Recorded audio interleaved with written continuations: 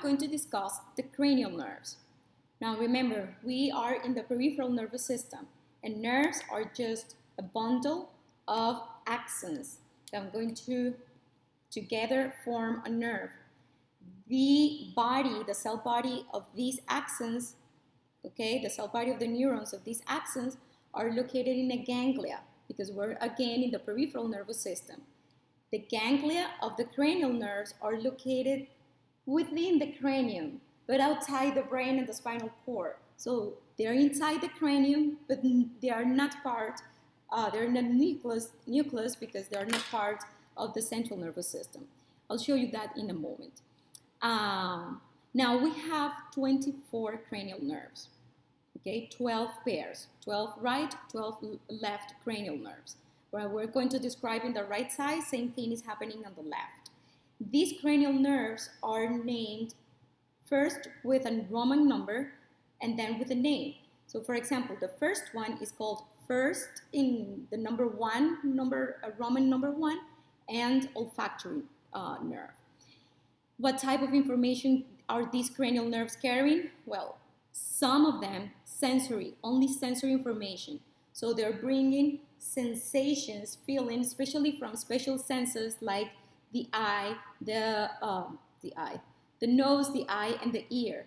Okay, they're just bringing smells, sounds, and images to the brain. That's it. That's the function of these types of sensory cranial nerves. There are others, there are motor cranial nerves. And the only thing that they do is to deliver a motor command for some muscles to contract. Most of them are the cranial nerves, the innervate the muscles that move the eye. And that's their only function, to stimulate the contraction of the muscles that move the eye. But others are mixed, meaning that they have both sensory and motor fibers. So within the same axon, we're going to have axons going in one direction and axons going in the opposite direction. So axons carrying information, sensory information to the central nervous system, and axons or motor fibers carrying information away from the central nervous system. And they are together within the same cranial nerve, okay? Now, we're going to describe all of these 12 pair of cranial nerves, so bear with me. Now, the first one is see how we name them? Olfactory. Cranial nerve 1, olfactory. So what do you think that is the function? It detects smell. So let's describe the path. Right here in the superiormost portion of the nasal mucosa, that's where we have the free endings of the sensory neurons that detect the smell. So they detect the chemicals that produce the sensation of smells. These dendrites and form or pass through the cribriform plate. Do you remember that? Those openings on the ethmoid bone? So they go through the cribriform plate to get inside the brain. So this is a direct communication between whatever is outside with the cranial cavity.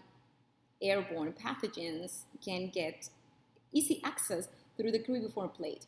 The thing is that here, look how beautiful this is, a ganglia. This structure in here is the olfactory bulb. In here is where the cell bodies of all of those dendrites are located, of all of those neurons, okay? So these are the dendrites, the bodies are in here, okay? That's a cluster of cell bodies, that's a ganglia, right?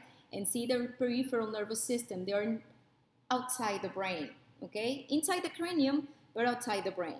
So these are peripheral nervous system. The axons of these neurons, they form the olfactory nerve that goes to deliver the information, the smell information, to the temporal lobe. Now, the second cranial nerve is is the optic nerve. And this delivers visual information. So again, it's a sensory, somatic, because vision and hearing are somatic. The first one was spatial visceral sensory. This one is spatial somatic sensory because eyes and ears are somatic, contain somatic receptors. So in here I have, well, the right and the left eye.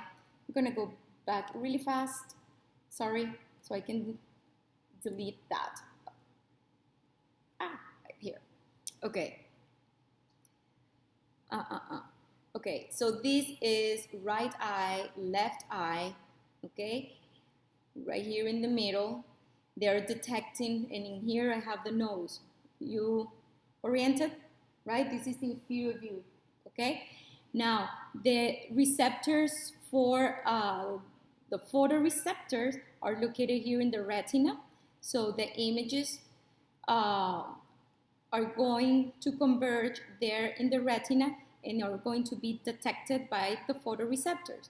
From there, the axons of these neurons are going to form the optic nerve, which is cranial nerve 2. From there, they converge in this structure. Don't worry about the name. It's called optic chiasm, but don't worry.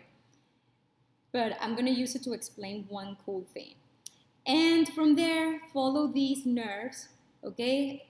From there, we're going to have these tracts because now we are within the central nervous system. See, nerves, peripheral nervous system, and this is a tract. This is central nervous system. This is cool. So right in here, these tracts are going to reach, you know what this structure is? The relay sensory station that all the sensations has to pass through or stop by except the smell. That's the thalamus, okay? And the thalamus, if it considers that is worth it, it will send information to the same side occipital cortex, which is where the visual cortex is located. Now I'm going to show you one cool thing, and this is going to be part of our class discussion. So look at that. How do we start? Okay, let's concentrate in the blue fibers in here. See, these the information being the visual information, the visual images being received on the left visual cortex here in your occipital lobe are coming from, see, the lateral side, the lateral visual side of the left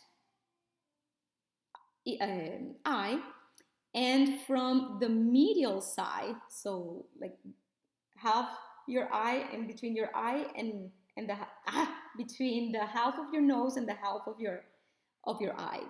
About this visual field, okay, is being received. See, these fibers go through the optic chiasm, they decussate or they cross the midline to go to the contralateral thalamus. And the lateral or the images sensed by in the lateral visual field of the left eye, they go ipsilateral on the same side of to reach the same side of the thalamus.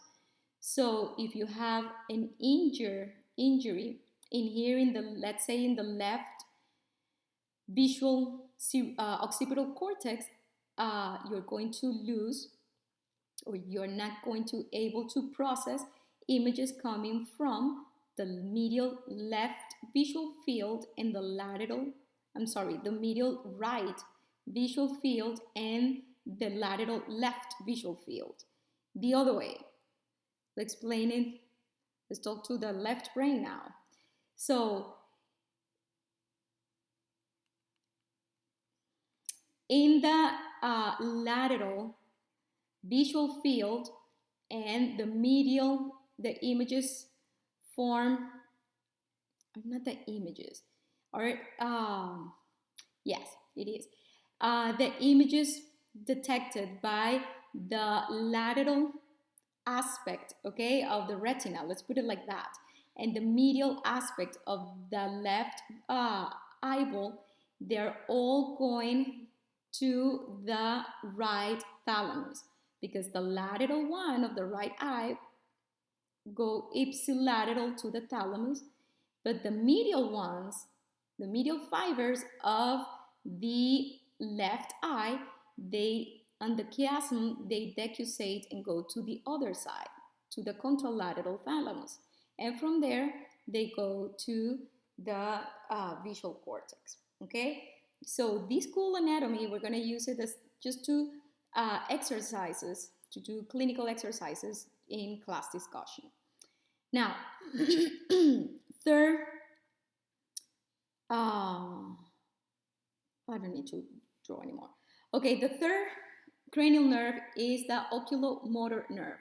Oculomotor. So it's a motor nerve, exclusive motor nerve that moves the eye, oculo. Okay, the eye has six muscles. Okay, and 4 of these muscles are innervated by the oculomotor nerve. Now, the fourth cranial nerve is the trochlear nerve that also innervates a muscle of the eye. But this muscle is the superior oblique muscle in here that turns the eye like this. Okay? So it does, we'll discuss it in class. It moves the eye on a diagonal inferolateral. So it puts the eye, your pupil here. Okay? That's the trochlear. The fifth cranial nerve is a mixed nerve. So it has sensory fibers and motor fibers. This is the sensory portion. It's called trigeminal, because it has 3 branches, and 1, 2, and 3, and they're detecting general senses, general sensations, pain, touch, temperature, vibration, pressure in the skin of your face. Okay, this part of your face, the middle part, and the inferior part. They will converge in this ganglia, and that's it, and brings information to the central nervous system. The motor fibers of the trigeminal nerve, they innervate, or they give the order for contraction to the muscles of mastication, and we know one of them, the masseter. Remember, no, this is the masseter. The masseter, okay, the ones that elevates the mandible. So let's figure out in class what's going to happen if we injure one of these nerves. Now, what else? Number 6. This is the abducens nerve, and it's called abducens because abducts the eye, meaning that it stimulates the muscle, the lateral rectus muscle in here, that when it contracts, it moves the eye to the side. The number 7 is the facial nerve, is another mixed nerve. So this one has 5 branches. The sensory part has 5 branches that again receives general sensory information from the face and neck. Okay, the motor part is cool. Oh, wait. There's one more thing about the sensory portion of the facial nerve, and I'm going to draw a tongue in here. That's a tongue. And the tongue is divided by some bigger than normal taste buds into a big anterior portion. It's like 2/3 anterior portion, and this 1/3 posterior portion. Now, look at the facial nerve, okay? It's innervating the tip of your tongue.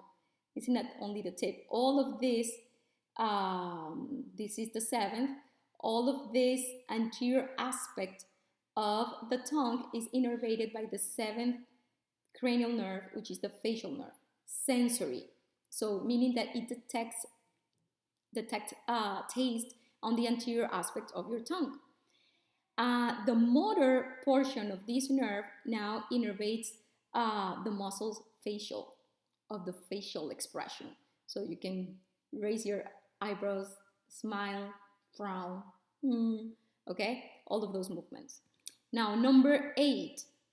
8 is vestibular cochlear nerve. innervates the inner ear. All of this is inner ear. Is always, an exclusive sensory nerve that detects sound, but also it's involved in keeping balance and equilibrium. 9 is the glossopharyngeal nerve. Glosso means tongue, okay? Pharyngeal, pharynx. So this is a mixed nerve again. The sensory part brings now we go back to the tongue, brings the sensory information now from this posterior aspect of the tongue. Okay, now we're going to feel with the glossopharyngeal nerve, we're going to feel the taste on the taste buds located in the third posterior aspect of the tongue. Also from some salivary glands and blah, blah, blah. Now, the motor part of the glossopharyngeal nerve innervates muscles around the smooth muscle tissue in the glands, salivary glands, but also muscles that elevate the pharynx, the larynx and pharynx during swallowing. Okay, especially pharyngeal muscles. Now, this is 9th, number 10th. Number 10th is called vagus nerve.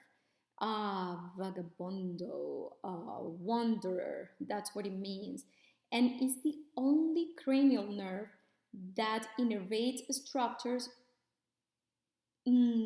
away or outside the head and the neck. All the cranial nerves innervate structures in head and neck except vagus nerve. And vagus nerve is both, again, is a mixed nerve. The sensory part receives sensory information from all of these visceral, thoracic, and abdominal organs. So information about stretching, pain, chemoreceptors, okay? And the motor fibers, the motor fibers are going to be delivered, or the motor commands are delivered to especially the heart, the lungs, or the respiratory airways, and the gastrointestinal tract. And usually this is part of the autonomic nervous system. So it decreases the heart rate, it decreases the respiratory rate, and stimulates the action of the contraction of the of the gastrointestinal tract. Number 11th is the accessory nerve. Hopefully you're familiar with this already. Do you remember? This is from the lab. The accessory nerve is a motor nerve, okay? And is the only one that originates in the spinal cord, not in the brainstem, and innervates the sternocleidomastoid muscle that lateral flex and rotate the neck, but also innervates the trapezius. Okay, the trapezius, it has such a big muscle that it has a lot of actions, but these superior fibers of the trapezius are the ones that elevate your scapula, like when you're shrugging your shoulders. Last nerve is the hypoglossal, number 12. And again, this word, right? Glossal. So it's going to the tongue, but this is only a motor nerve. Okay? So hypo means under. It goes under the tongue to stimulate the contraction of, I don't remember, but I think it's about 12 or more muscles. Most of the most powerful muscle in the body, the tongue, connected here to the hyoid bone. All of these muscles that move the tongue this is a motor nerve, are innervated by the hypoglossal nerve. So see that in the tongue, I'm going to put that in, I don't know, in green. All of that is 12. Okay, so look at the tongue. The sensations of the tongue in the anterior aspect are being detected by the facial nerve. In the posterior aspect of the tongue are being sensed by the glossopharyngeal nerve, and the nerve that moves the tongue, the motor nerve, is the hypoglossal nerve. Okay, so those are the 12 cranial nerves.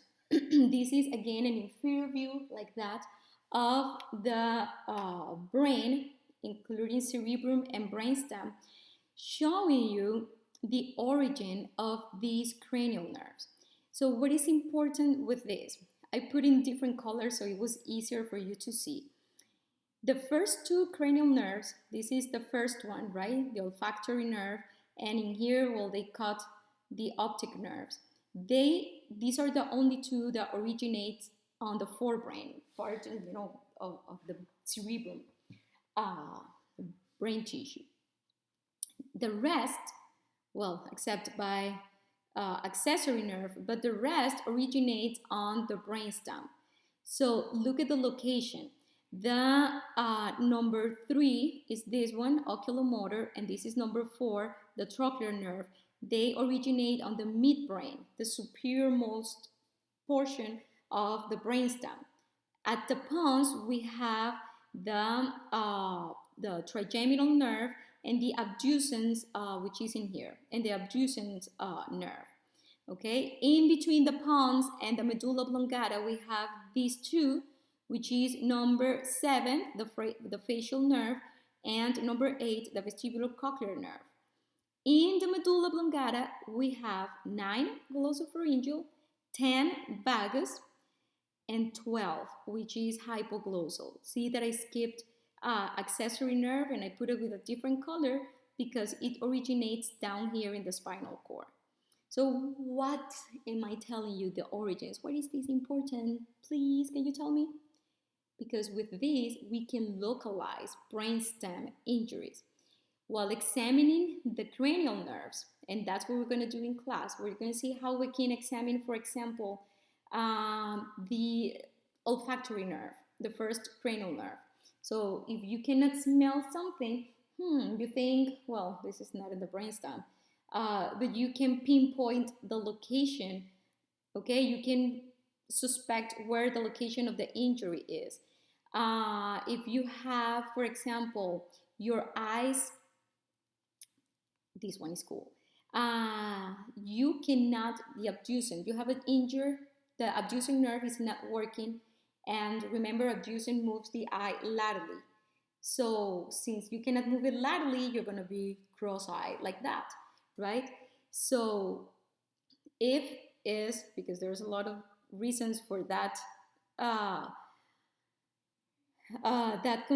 condition, but if it's a lesion of the central nerve, of the cranial nerve, you can pinpoint the location. You say, that lesion must, or injury must be in between the pons and the medulla oblongata, and everybody was going to be, whoa. So that's one way. So you can start looking, all your diagnosis processes, MRI and everything are going to be directed towards this area. And the other way around, okay? If the patient has, for example, a stroke affecting only this area, it's going to have, it's going to only affect the function of the abducing nerves. So this is the clinical significance of knowing the function and the location of these cranial nerves. Now, around all over internet, there's a lot of very funny mnemonics. Choose the one that suits you better. And also there's these cool drawings that to remember easily the function of all the cranial nerves. So, for example, in here we have number 1 is the nose, olfactory. Number 2, the vision, optic nerve. Number 3 are the oculomotor. Number 4, they move the eye towards the middle, the trochlear nerve. Number 5, it detects or monitors sensations, general sensations of the face. Number 6, it moves the eyes to the side, that's the abducens. Number 7, facial expression, that's the facial nerve. Number 8, and also the tongue. Oh, they forgot to put this in the anterior tongue. Number 8, well, look at in here in the ears. 9, glossopharyngeal in the tongue and pharynx. Number 10 in, what is in there number 10? Oh, vagus. Well, it should be down there, right? It's the only one that goes to the thoracic and abdominal cavity, remember? Number 11 in here, well, not in the shoulder, but in here is innervates the trapezius and the sternocleidomastoid, and number 12 moves the tongue. So these are cool mnemonics that are all around internet.